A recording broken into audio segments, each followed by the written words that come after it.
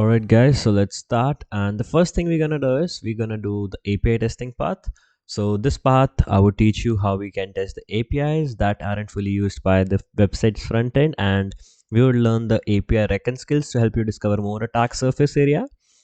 And we would talk a lot about how internal APIs work. And if we see on the view path recommendation, how I gonna train you is that we gonna do one by one, so that it's as detailed as we can and we are not rushing it through the course. So first thing we do is API reckon, and if we click on get started, I'm opening everything in new tab, so it's easy for me to name the files and drop it into the Udemy course. So if we talk about API reckon, so to start the API testing, you first need to find out as much as information about the API as possible to discover its attack surface. And if we begin, you should identify API endpoints. There are locations where API requests receive about a specific resource. So how they do is, this is a get request. This is HTTP method which says API box. That means it's an API which is requesting the endpoint books. This results in an interaction with the API to retrieve a list of books from the library. Another API endpoint might be, for example, okay, books which relates to mystery, right? List of mystery books. So once you have identified the endpoints, you need to determine how you can interact with them. This enables you to construct a valid HTTP request to test the API and the input data which these APIs are taking, which are both compulsory and optional parameters, because there are two types of parameters. One is compulsory, one is optional. And the types of requests the API accepts, including supported HTTP methods and media formats. If there are some rate limits implemented on this API, or there are some authentication mechanisms, that means they are looking for some sort of token or stuff. If we click on continue, it would take us to the API documentation. So my usual approach is that whenever we approach something like this, we should always look at the API documentation, because it tells a lot about what are the APIs, and you discover a lot of attack surface area from that. So APIs are usually documented so that the developers know how to use and integrate with them. Documentations can be both human readable and machine readable, means there are some another formats. Human readable documentations is designed for developers to understand how to use the API. It may use detailed explanations, examples, and usage scenarios. And machine readable documentation is designed to be processed by a software like Postman and other software. So it's written in well structured formats like JSON and XML. API documentation is often publicly available, particularly if the APIs is intended for use by external developers, right? So you can always start your reckon from the documentation. That's a really good thing, which I personally think, because a lot of people strictly go to the website and start testing. That's not usually a recommended practice. You should always read the API documentation. Clicking on this, the second part is discovering API documentation. Even if API isn't open availably, right, you may still be able to access it by browsing applications that use the API. To do this, you can use Burp Suite Scanner to crawl the API. Now, Scanner is not really available in all the versions. I have the professional one. I don't know if the community one has that or not, and sometimes it blocks the scanner because it's really verbose. It creates a lot of traffic, so I don't know what the target would have. So the scanner crawls the API. You can also browse the application using Burp's browser. You can look for endpoints like API, Swagger has a lot of XSS bugs. OpenAPI.json. If you identify an endpoint for a resource, make sure to investigate the base path.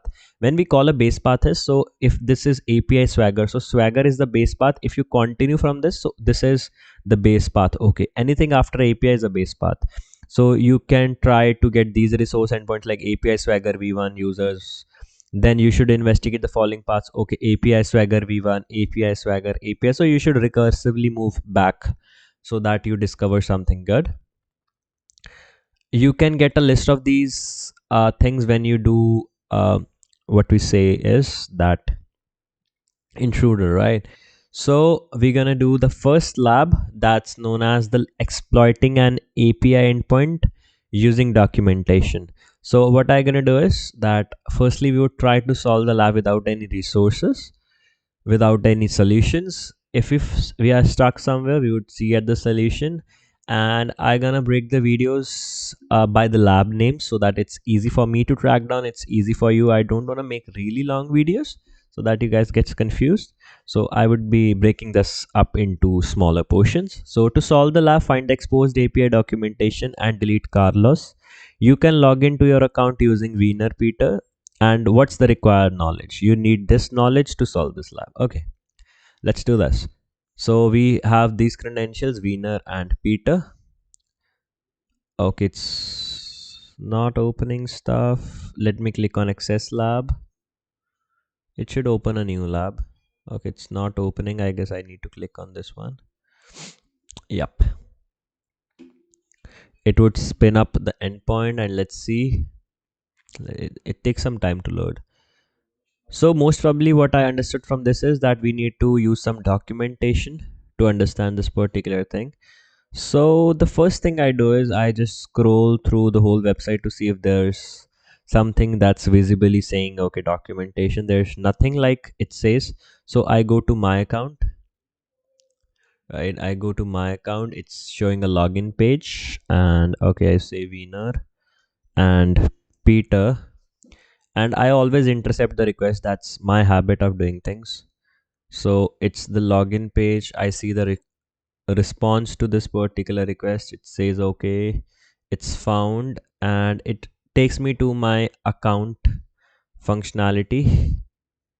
It takes you to this my account functionality, and if I click on my account, I click on home, doesn't quite change something. So what I believe is that we need to use scanner on this particular target because these labs are meant to be exploited. So we need to follow a particular methodology to understand how things are working. So if I take this particular thing, right, and if I say okay, do an active scan, it went to the scanner, and the scanner would find some things for me, like API and stuff.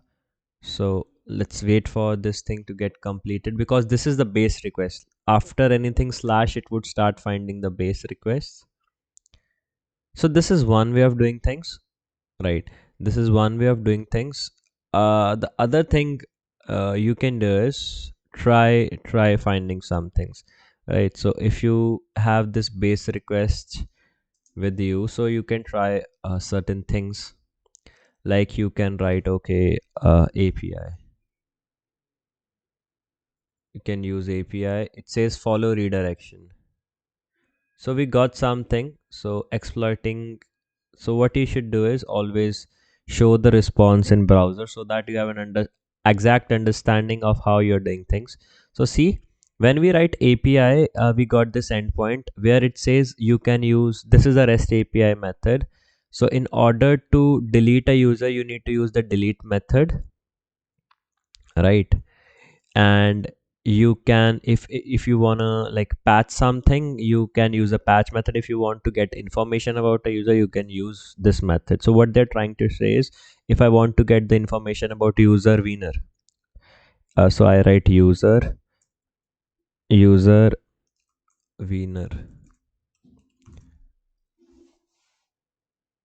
So it says this lab is not accessible over HTTP. One second, let me try some other path. Okay, so it's restricting us most probably because we can see over here. Okay, this is the method of how you can get a particular user. So what you can do is right here, get user Wiener. If you do like this, so it says not found. So API user Wiener, because API is like the base request of that thing. Yeah, we got it. So we can look the information about delete Wiener, and it's how, what's the email of that. Now it says you need to delete Carlos, so you can get the information about Carlos as well. See, Carlos. Now if you want to delete this user, only thing you need to do is like delete, right? Delete and user Carlos, delete, user deleted, lab solved. So how I got to know about the HTTP method, we swap the HTTP method to delete user, the username, and we deleted that particular user. As simple as that. So this was our first lab where we see exploiting an HTTP using an API endpoint using documentation. Right, guys? See you in the next lab.